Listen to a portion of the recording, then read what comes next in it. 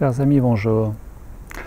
Christophe me demande, après avoir manifestement visionné le témoignage de Marie, qui a réalisé une pause alimentaire de 24 jours, il y a, il me semble, 3 ans, et que j'ai eu le grand plaisir d'interviewer, me demande si j'aurais des études plutôt que des témoignages à mettre en avant au sujet de la pause alimentaire nourriture pranique.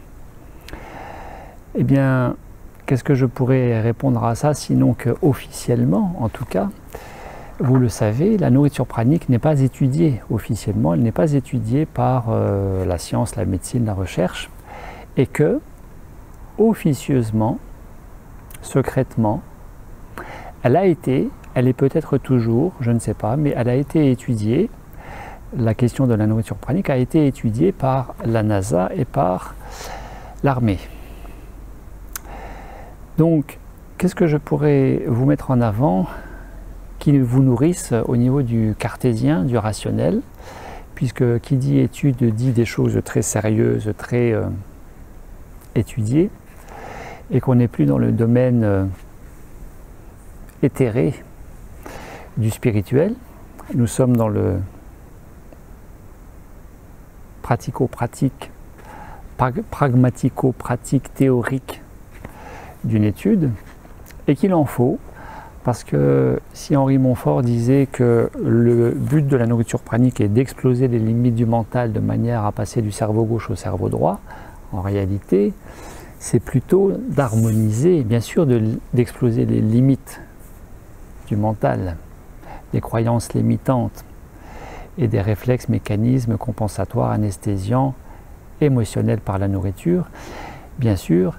Pour autant, il n'est pas tellement question, tant que sa question, de passer du cerveau gauche au cerveau droit, mais comme je l'ai déjà dit précédemment, d'harmoniser cerveau gauche et cerveau droit. Ainsi, l'harmonisation du cerveau gauche-cerveau droit procède d'une synchronisation hémisphérale qui va favoriser un état modifié de conscience. État modifié de conscience qui va être enregistré officiellement à l'électroencéphalogramme. L'électroencéphalogramme a été, entre guillemets, inventé par le neurologue Hans Berger, le neurologue allemand Hans Berger, né en 1873 et mort en 1941, et lui-même a baptisé la première onde qu'il a découvert, qui est l'onde alpha. Pourquoi alpha? Parce que c'est la première lettre de l'alphabet grec. Donc ça, c'est quelque chose déjà d'important. L'électroencéphalogramme, les ondes alpha qui témoignent objectivement, électriquement parlant, d'un état modifié de conscience. Et nous le savons, qui dit état modifié de conscience dit accès à des plans de conscience parallèles, supérieurs, en vue d'accéder à un certain plan dit spirituel, métaphysique, mystique, etc., etc. Vous avez toutes les études dont on fait l'objet. Mathieu Ricard, le français traducteur du Dalai Lama, pour être passé X fois dans un scanner, et lequel scanner a mis en évidence ces états modifiés de conscience pendant que Mathieu Ricard était en état méditatif. Vous avez Deepak Chopra qui parle aussi de ces choses. En 1857, alors bien évidemment je vais lister quelques dates, mais c'est très loin d'être exhaustif, très loin. J'ai réuni quelques dates sur un bout de papier, sur une feuille. En 1857, vous avez la mitochondrie qui est découverte scientifiquement. En 1857, la mitochondrie, c'est la centrale énergétique de la cellule, sans laquelle nous ne pouvons pas vivre. Nous ne pouvons pas vivre sans énergie. Reste à voir d'où vient l'énergie. Énergie qui est baptisée ATP, adénosine triphosphate par le corps médical, par les scientifiques. Pour que l'énergie soit produite au niveau de la cellule, il faut y rajouter un élément, et je vais vous en parler dans quelques minutes. En 1903, vous avez Niels Finson, prix Nobel de médecine, qui a été récompensé pour ses travaux sur l'effet de la lumière quant à guérir le lupus vulgaris dont lui-même souffrait. Donc ce sont les premières recherches et constats médicaux qui met en avant que la lumière est bonne, bénéfique pour la santé. La lumière pranique, le photon, dit-on, fait du bien à la santé, nourrit et régénère, ou nettoie, ou éventuellement guérit, entre guillemets, car personnellement je n'aime pas trop utiliser ce terme qui est plutôt réservé au corps médical. Donc ne mélangeons pas tout. Si vous le voulez bien. Donc 1903, Niels Finsen, prix Nobel de médecine, c'est quand même pas rien au début du XXe siècle. Niels Finsen qui sera à l'origine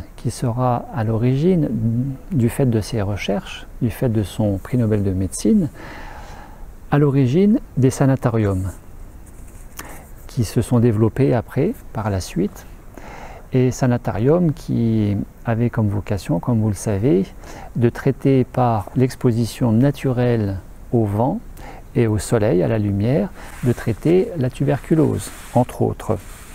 Et puis Niels Finsen qui sera à l'origine de tout ce qui est né dans les années 70, par exemple les lasers, la luminothérapie. En 1969, vous avez la recherche spatiale. Et la luminothérapie qui naît à partir de la recherche spatiale, puisque au retour des premiers vols dans l'espace, il était constaté une fonte musculaire et osseuse des premiers spationautes qui faisait compromettre des vols de plus longue durée dans l'espace. Ainsi, la recherche a été mobilisée, les budgets ont été débloqués et il a été mis en évidence que la lumière, donc la luminothérapie, stabilisait le capital osseux et musculaire. Donc c'est une avancée majeure, la luminothérapie, dans le principe de la nourriture par la lumière, tout simplement. En 1973, vous avez ce physicien allemand, Fritz Albert Popp, vous le savez aussi, je ne vais pas vous apprendre grand-chose dans cette petite vidéo. Fritz Albert Popp qui baptise la particule de lumière qu'on appelle de façon un petit peu New Age le prana, d'après la terminologie sanscrite indienne, qui va baptiser la particule de lumière comme étant le photon et par extension, appliqué à la biologie humaine, le biophoton. Alors Fritz Albert Popp qui a écrit La biologie de la lumière et que vous pourrez éventuellement consulter, qui est un ouvrage très technique, bien évidemment. En 1990, 91, 90, dans ces eaux-là, vous avez cette biologiste russe, Tina Karu, qui, je vous le disais plus haut, l'ATP, adénosine triphosphate, l'énergie libérée par la mitochondrie cellulaire ne peut être libérée sans un élément supplémentaire. Et c'est Tina Karu dans les années 90, début des années 90, qui met en évidence une enzyme protéinique ou une protéine enzymatique, comme vous voudrez, qui s'appelle le cytochrome C oxydase, sans laquelle l'ATP ne peut pas être libéré. La question, cytochrome, cyto, cellule, chrome, couleur, C oxydase, oxydase, oxyde, oxydation, oxygène, respiration. La question reste posée, d'où vient le cytochrome C oxydase? À partir de quoi? À partir de quoi vient l'ATP? À partir de quoi vient l'énergie produite par la cellule et par la mitochondrie? Principalement, nous dirons par le cycle de Krebs, le cycle aérobie de Krebs, dont la nourriture conventionnelle qui passe par la bouche est à l'origine. Il faut manger pour produire de l'énergie, et vous le savez, quand vous mangez, vous vous réchauffez, on le voit en hiver. Le corps produit de l'énergie quand on mange, et vous le savez aussi quand vous ne mangez pas, quand vous êtes en pause alimentaire, vous avez tendance à vous refroidir, parce que momentanément le corps n'a plus sa nourriture conventionnelle et est un petit peu perdu. Le centre de la thermorégulation qui est derrière le cerveau est un petit peu perdu, il lui manque ses repères habituels.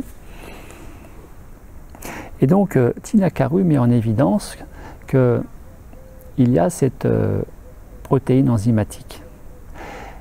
Et Tina Karu qui plus tard, en 2011,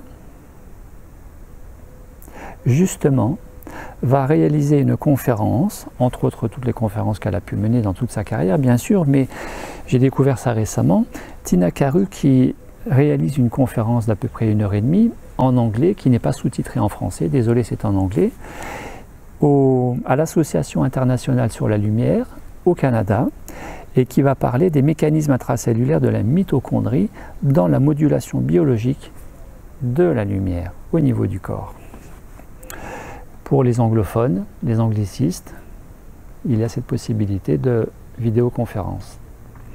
En 2012, vous avez cette étude médicale à l'université de Brasilia au Brésil qui montre que 20 minutes de méditation pranique par jour est très bon pour la santé parce que ça va renforcer l'activité immunitaire en faveur d'une meilleure immunité des lymphocytes T, c'est-à-dire une certaine catégorie des globules blancs dans le sang.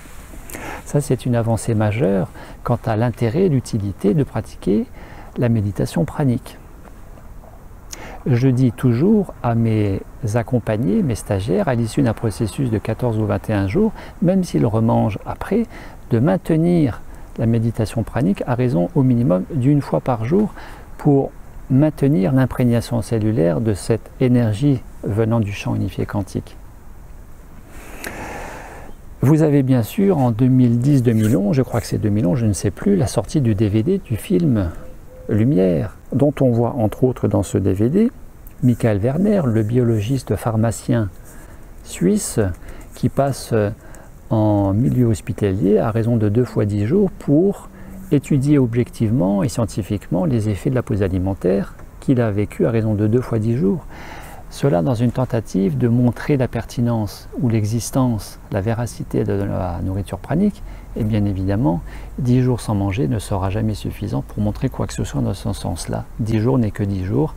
On peut parler de nourriture pranique et d'un état pranique qui peut se passer de toute nourriture conventionnelle, solide et liquide, à partir du moment où nous sommes bien au-delà de ce qu'un être humain peut réussir à vivre sans boire ni manger de nourriture conventionnelle, à savoir au-delà, on va dire, de 3-4 mois, au-delà duquel un jeûne se termine forcément par un décès, au-delà de ces 3-4 mois. Ainsi, Michael Werner aurait dû non pas rester 10 jours en milieu hospitalier, mais par exemple 6 mois. Ce que Ratan Manek, le grand spécialiste du sun gazing indien, ancien chef d'entreprise et qui a consacré après sa vie à diffuser l'existence, la réalité de l'existence pranique, et donc Ratan Manek qui, sous examen radiologique, a montré, a mis en évidence que sa glande pinéale, par exemple, était 3 fois supérieure à la normale, tellement elle était boostée par l'effet de la lumière du fait du sun gazing. Ça, c'est encore une autre approche, une autre étude possible que vous pourrez retrouver dans la littérature sur le web. Et puis vous avez bien sûr dans le DVD Lumière, vous avez Prahlad-Jani. Prahlad-Jani qui aurait vécu pendant toutes ces années, ces décennies entières sans boire ni manger. Prahlad-Jani que j'ai eu l'immense plaisir de rencontrer cette année 2020 au mois de mars en Inde et qui nous a quittés, comme vous le savez aussi, 2 mois plus tard au mois de mai, à l'âge de 93 ans. Et moins 8, puisqu'il n'aurait arrêté de manger à l'âge de 8 ans, eh bien serait resté 85 ans sans boire ni manger. Serait resté.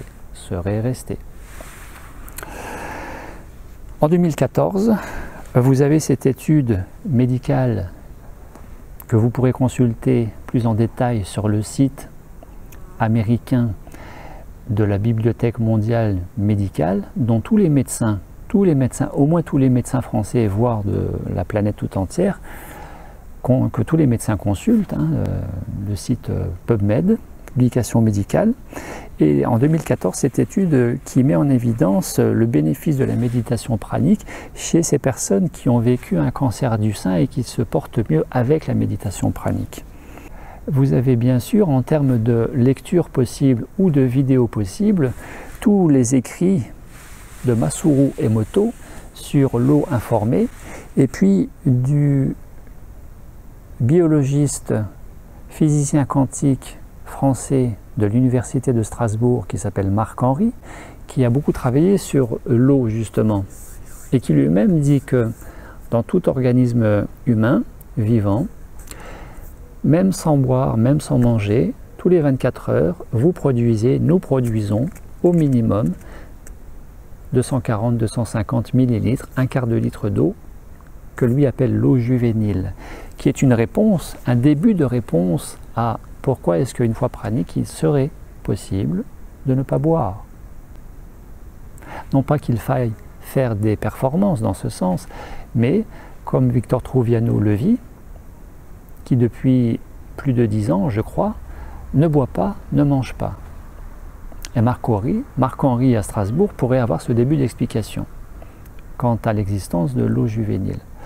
Mais aussi, comme je l'ai déjà expliqué dans cette vidéo, qu'à partir du moment où nous respirons, nous inhalons aussi des particules d'eau en micro-gouttelettes en suspension et que quelque part, indirectement, quand nous respirons, eh bien, nous buvons des microscopiques gouttelettes d'eau qui passent par les poumons et qui sont absorbées par voie capillaire jusque dans la circulation sanguine, etc., etc. Vous avez toutes ces études qui ont été faites sur la glande pinéale, sur le danger que constitue le fluorure au niveau de la glande pinéale. Bien sûr, pourquoi parler de l'eau au travers de Marc-Henri et de Masaru Emoto? Eh bien tout simplement parce que l'organisme humain est composé de 70-80% d'eau chez l'adulte et même 90% d'eau chez le bébé. Donc la notion de l'eau informée, de l'eau conscientisée, de l'eau vibratoirement élevée a son incidence majeure sur cette réalité pranique. En termes de vidéos, vous avez toutes celles que le physicien quantique Nassim Haramein a réalisées, parce que la réalité pranique se base sur la réalité quantique, à partir du moment où il est établi que tout est énergie, tout est vibration. Nassim Haramein, qui lui-même a vécu 3 ans sans manger, il a vécu 3 ans pranique, comme il le raconte dans cette vidéo. Lors de ses recherches, lors de ses études qu'il a réalisées, et qu'il avait, parce que faible budget, peu de moyens pour se nourrir, et qu'il était tellement investi et concentré dans ses études. Et dit-il, pour lui, ces 3 ans d'état pranique, spontanément contracté, représentent parmi ses 3 plus belles années de sa vie. Vous avez bien évidemment tous ces livres qui existent sur le sujet. Vous avez le livre de Michael Werner, vous avez Dr Luc Bénichou, Que la lumière soigne. Vous avez Jon Kabat-Zinn, qui est entre guillemets le père de la méditation pleine conscience, le docteur Jon Kabat-Zinn, L'esprit est son propre médecin, le dialogue de la méditation et de la science. Vous avez le docteur Gabriel Coussins qui a écrit version anglaise et version française que vous trouverez facilement normalement, Alimentation, science et spiritualité. Vous avez le docteur Gérard Vigneron, Un médecin face à l'invisible, intéressant. Décidément, il y a beaucoup de médecins dans tous ces livres. Un autre médecin, André Masson, qui a publié, édité sa thèse de médecine, réalisée, soutenue à Montpellier à l'époque, qui a pour titre « Le soleil, l'homme et la santé ». Le soleil, l'homme et la santé. Vous avez Le pouvoir de la lumière, très très intéressant livre, technique certes, mais très intéressant livre, Le pouvoir de la lumière, écrit par Anadi Martel.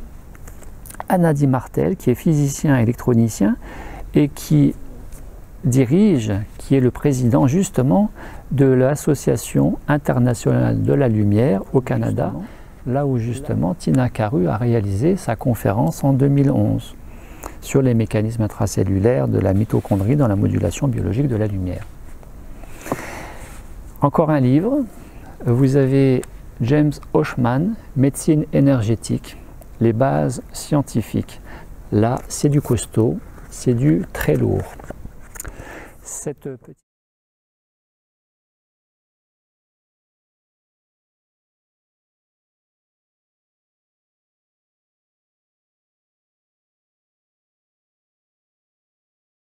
Cette petite causerie dont Christophe est à l'origine, pour avoir demandé quelques compléments dans ce sens, dans le sens de connaître davantage d'études sur le sujet, sur la question de la nourriture pranique, de l'état pranique peut-être, de la conscience pranique peut-être, eh bien, cette petite présentation est très succincte, absolument pas développée, absolument pas complète, exhaustive.